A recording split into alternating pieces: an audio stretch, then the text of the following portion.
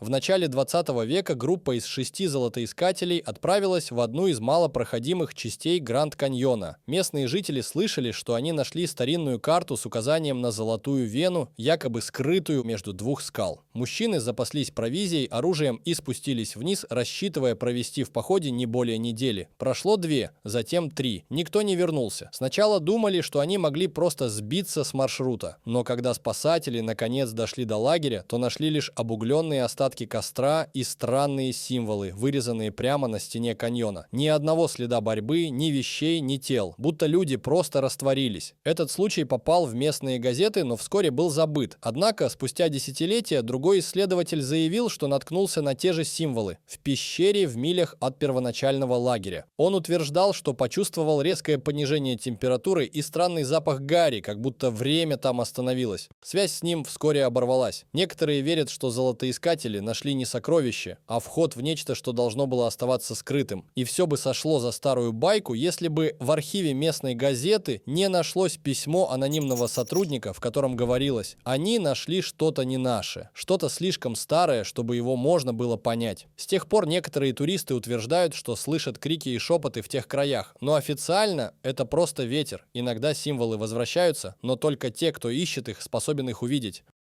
Пещера Смита, 1909 год. Газета «Аризона Газет» публикует сенсационную статью. В Гранд-каньоне найдена пещера, полная древних артефактов. По словам исследователя Джорджа Смита, в ней находились египетские статуи, медные орудия, мумии и даже надписи на санскрите. Место находки – северная сторона каньона, в труднодоступной зоне. Смит утверждал, что работал под эгидой Смитсоновского института. Проблема в том, что институт отрицает свое участие. Более того, никакой Джордж Смит не значится в их архивах. Статья исчезла из большинства библиотек. А сама пещера, несмотря на попытки независимых исследователей, так и не была найдена повторно. Сторонники теории заговора утверждают, что находка была реальна, но засекречена. Кто-то говорит, что пещеру засыпали. Другие, что она охраняется до сих пор. Некоторые предполагают, что Смит был вымышленной фигурой, созданной как отвлекающий маневр. Однако несколько старых туристов утверждали, что видели вход в скалу, где воздух был другим, и откуда раздавался металлический звон, будто что-то вибрировало глубоко под землей. Похоже, Смит либо открыл нечто из древнего мира, либо стал пешкой в игре, которую никто не осмеливается объяснить. Запретная зона. На севере Гранд-каньона есть участки, обозначенные как экологически закрытые. Вроде бы все логично: защита природы, редких видов растений и животных. Но кое-что здесь не сходится. Эти зоны патрулируются с поразительной регулярностью, а попытки исследователей проникнуть туда оборачиваются вмешательством федеральных служб. Некоторые бывшие рейнджеры в частных беседах утверждали, что в этих районах есть пещеры, ведущие вглубь, куда не заглядывал человек. Один даже признался, что однажды в темноте услышал звук цепей и слабое пение, будто из другого времени. Есть неподтвержденные сообщения о том, что в одной из таких пещер был найден саркофаг. Сведения об этом просочились в частные блоги, но очень быстро были удалены. Официальная версия – охрана биоразнообразия. Неофициальная – скрытие археологических находок, которые могли бы переписать учебники истории. В этих местах не ловит GPS. Компасы ведут себя странно, а иногда на фотоснимках появляются силуэты, которых не было в момент съемки. Это совпадение? Или те, кто контролирует территорию, действительно что-то скрывают? Храмы в скалах.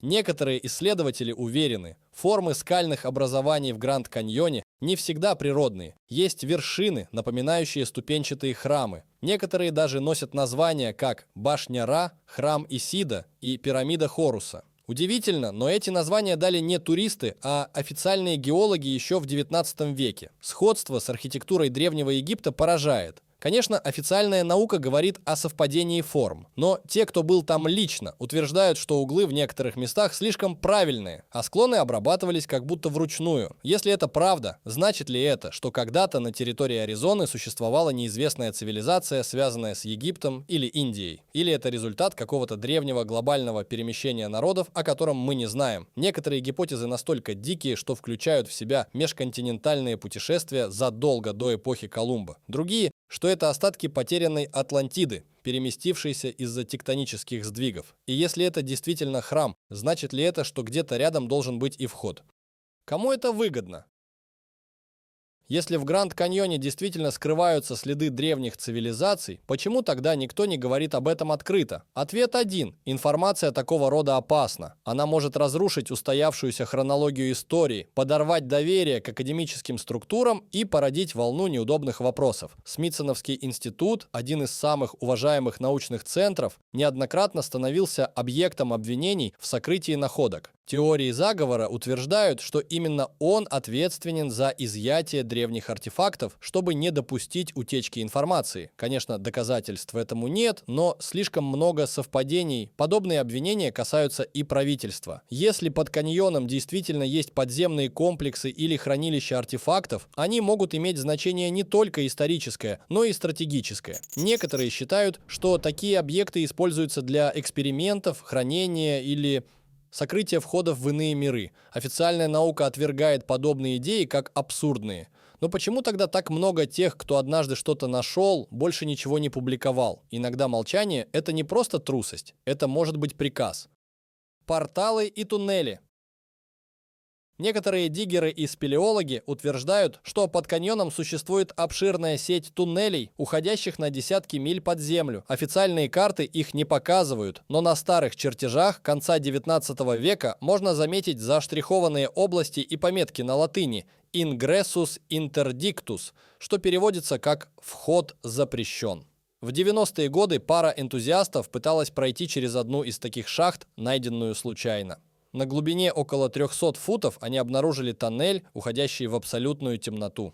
Их компасы отказали, а лампы стали мигать. Один из них позже утверждал, что слышал гул, будто поезд проезжал под землей, хотя рядом не было путей. Они вышли оттуда в панике. Сторонники теории заговора считают, что эти туннели – остатки древней транспортной системы, возможно, магнетической или использовавшей неведомую нам энергию. Другие полагают, что это порталы не в буквальном смысле, а участки, где нарушены привычные законы пространства и времени. Некоторые утверждают, что при входе в такие туннели у людей появляются временные провалы в памяти. Официальная версия – дезориентация и гипоксия. Но почему тогда люди потом рассказывают одинаковые, словно заранее срежиссированные образы? Радиомолчание.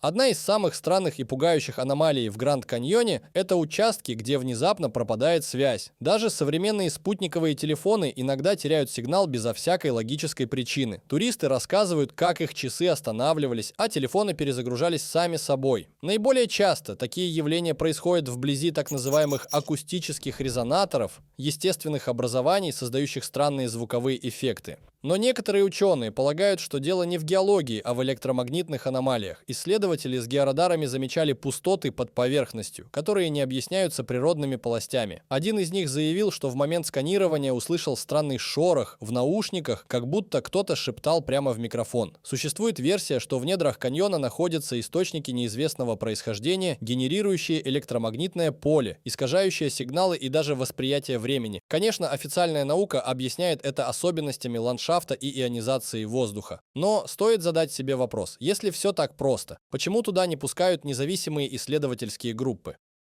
Почему молчат ученые? Вопрос, который беспокоит многих. Почему официальная наука не комментирует даже очевидные несостыковки в истории каньона? Почему никто не отвечает на вопросы о запретных зонах, исчезающих архивах, закрытых пещерах? Ответ прост и сложен одновременно. Научный мир боится подорвать собственный фундамент. Признание таких находок потребует пересмотра всей исторической хронологии, географии и представлений о развитии цивилизаций. А значит, карьеры, гранты, репутации под угрозой. Некоторые исследователи, пытавшиеся опубликовать нестандартные данные, теряли должности. Одного профессора после лекции о необычной симметрии подземных залов внезапно перевели в административную должность. Другой исчез из медийного поля сразу после интервью. Неофициально археологи признаются, да, вопросы есть, но на них лучше не отвечать. Слишком велика цена.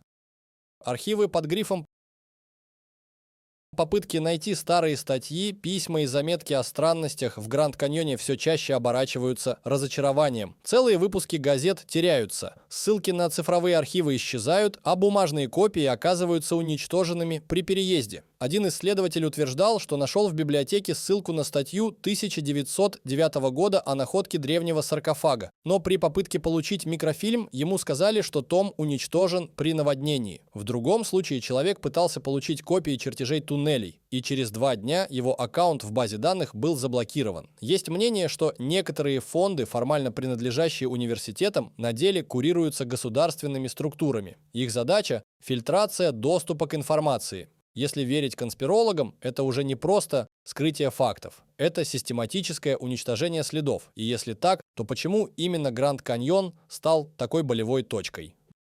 Истина где-то рядом.